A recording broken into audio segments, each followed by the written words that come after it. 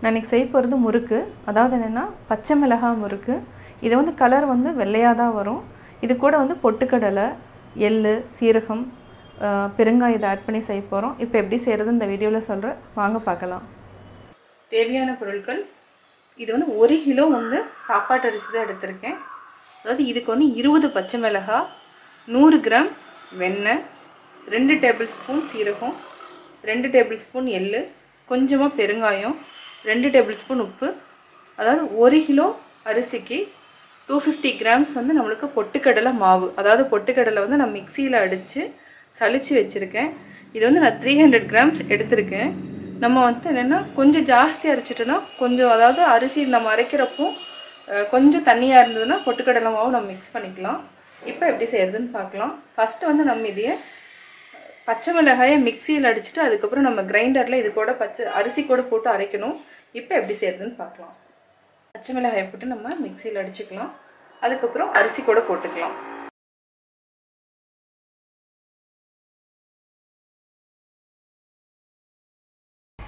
இப்போ நான் மாவை அரைச்சிட்டேன். ஃபஸ்ட்டு வந்து பெருங்காயம் ஆட் பண்ணிக்கலாம். அதுக்கப்புறம் எள், சீரகம்,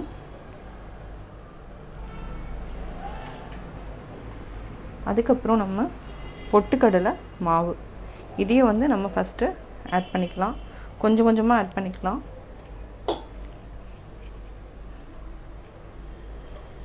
உப்பு வந்து நான் ஆல்ரெடி போட்டுட்டேன். அதாவது அரிசி ஆட்டுறப்பவே நான் வந்து உப்பு போட்டுட்டேன். அதனால் நம்ம உப்பு ஆட் பண்ண வேண்டியதில்லை. இதை வந்து நல்லா மாவு போட்டு பிசைஞ்சுக்கோங்க. கரெக்டாக, அதாவது என்னென்னா இது வந்து லிக்யூடாக இருக்கக்கூடாது. நல்லா கொஞ்சம் பதம் வந்து கன்சிஸ்டன்சி வந்து கரெக்டாக இருந்ததுன்னா முறுக்கு நல்லா வரும். இன்னுமே கொஞ்சமாக நம்ம பட்டர் ஆட் பண்ணிக்கலாம். பட்டர் எதுக்கு போடுறோன்னா நல்லா முறுக்கு வந்து சாஃப்டாக இருக்கிறதுக்காக நம்ம பட்டர் ஆட் பண்ணுறோம். இப்போ போட்டோம். இது எல்லாத்தையுமே போட்டு நல்லா மிக்ஸ் பண்ணி பிசைஞ்சுக்கலாம். முறுக்கு வந்து புழிஞ்சிக்கலாம். ஃபஸ்ட்டு வந்து நல்லா ப்ரெஸ் பண்ணிக்கோங்க. நம்மக்கிட்ட ஆக்சுவலாக 3 ஓட்டை அந்த ஷேப்பு தான் இருக்குது. இப்போ நம்ம புழிஞ்சிக்கலாம். நம்ம ஃபஸ்ட்டு இந்த மாதிரி ஒன்று எடுத்து வச்சிட்டோம். இந்த மாதிரி இருந்துச்சுன்னா நம்ம கையில் வந்து என்னென்னா நம்ம தட்டுலையோ இதுலையோ போட்டுட்டோன்னா கையில் வந்து எண்ணெய் பட்டுரும். அது வந்து ரிஸ்க்கு. புதுசாக பழகிறவங்க வந்து இந்த மாதிரி ஒரு, அதாவது என்னென்னா சட்டுவோ அந்த மாதிரி எடுத்துக்கிட்டு இந்த மாதிரி நம்ம போட்டுட்டோன்னா ரொம்ப ஈஸியாக இருக்கும். இப்போ நம்ம இரும்பு கடாயில் ஆயில் ஊற்றி வச்சிட்டோம். நல்லா எண்ணெய் காஞ்சிருச்சு. இப்போ முறுக்கு நான் ஆல்ரெடி சொல்லியிருக்கேன், இந்த மாதிரி சட்டுவத்தில் நம்ம புழிஞ்சு வச்சுக்கலாம். இப்போ எல்லாத்தையும் போட்டு எடுத்துக்கலாம்.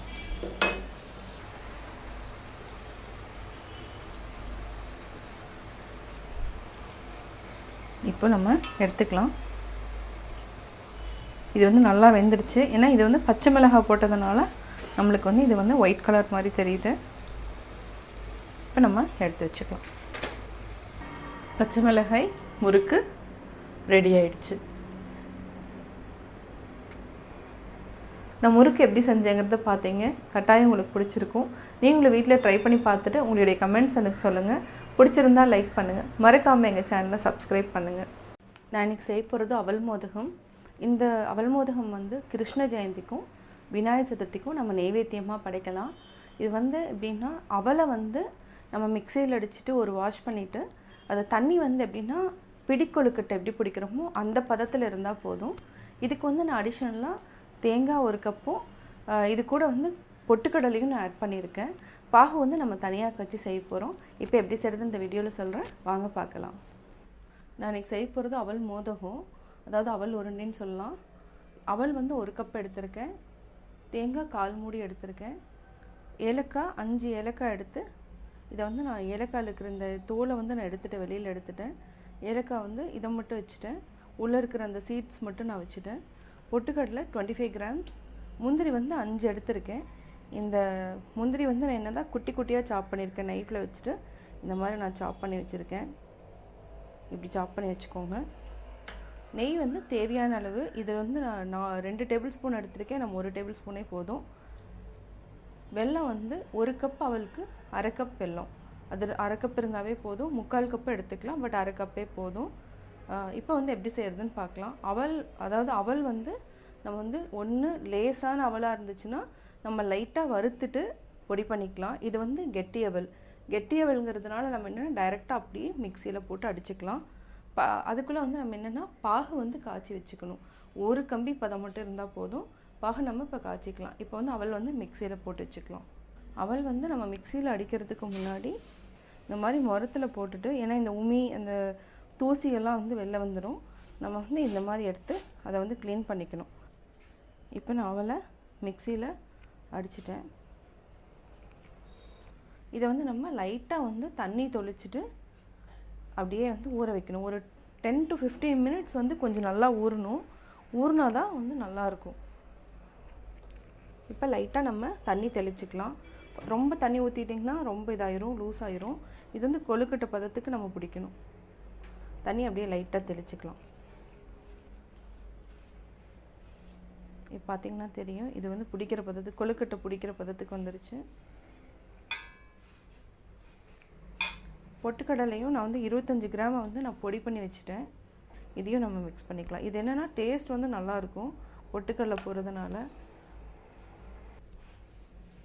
இப்போ வந்து இன்னும் கொஞ்சமாக லைட்டாக தண்ணி ஆட் பண்ணிக்கலாம். இப்போ ஒரு 15 மினிட்ஸ் வந்து ஊறட்டும். அதுக்குள்ளே நம்ம வந்து சர்க்கரை பாகு காய்ச்சிக்கலாம். வெள்ளத்தோலை போட்டுட்டு கொஞ்சமாக தண்ணி ஊற்றுனீங்கன்னா போதும், ரொம்ப ஊற்ற வேண்டாம். இதை வந்து நம்ம வச்சு பாகு காய்ச்சி தனியாக எடுத்து வச்சுக்கலாம். நான் வந்து பாகு ரெடி பண்ணிட்டேன். அதாவது ஒரு கம்பி பதத்துக்கு எடுத்திருக்கேன். கீ வந்து ஒரு டேபிள் ஸ்பூன் ஊற்றிட்டேன். முந்திரி வந்து நல்லா ஃப்ரை பண்ணியிருக்கேன். லைட்டாக ப்ரௌன் ஆனதுக்கப்புறம் நம்ம ஏலக்காயும் போட்டுக்கலாம். இது வந்து நல்லா வாசமாக இருக்கும். போதும். அப்படியே நம்ம தேங்காய் 1/4 மூடி தேங்காயும் போட்டு நல்லா ஃப்ரை பண்ணிக்கலாம். கூடவே நான் அவல் வந்து பொடி பண்ணி வச்சுருக்கிற அவலையும் பொட்டுக்கடலையும் ரெண்டையும் மிக்ஸ் பண்ணி இது கூட போட்டுக்கலாம். இதையும் நல்லா மிக்ஸ் பண்ணி விடுங்க.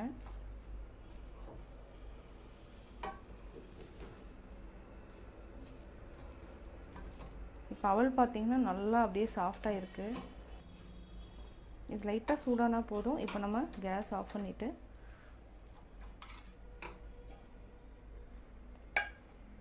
இப்போ வந்து நம்ம பாகு வந்து ஊற்றிடலாம். அப்படியே கொஞ்சம் கொஞ்சமாக நம்ம ஆட் பண்ணிக்கலாம்.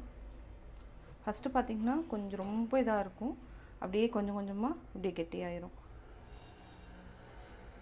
சூடாக இருக்குது, அதனால் கரண்டிலேயே நல்லா மிக்ஸ் பண்ணிக்கலாம். உருண்டை பிடிக்கிறப்ப மட்டும் நம்ம கொஞ்சம் மிதமான சூட்டில் இருக்கிறப்பவே நம்ம வந்து உருண்டை பிடிச்சிக்கணும். இப்போ நல்லா மிக்ஸ் பண்ணி விட்டுட்டே வாங்க.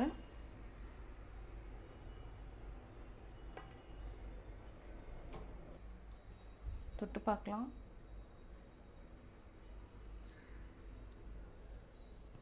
நம்ம எவ்வளோ பெருசோ அவ்வளோ இதுக்கு வந்து நம்ம உருண்டை பிடிச்சிக்கலாம்.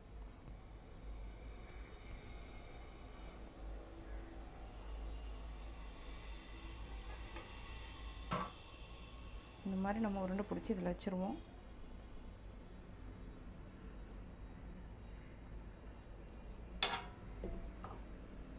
கொஞ்சம் சூடாக இருக்குது, பட் இந்த சூட்லேயே நம்ம பிடிச்சிக்கணும். இப்போ நான் ஸ்டீமர் வச்சுட்டேன்.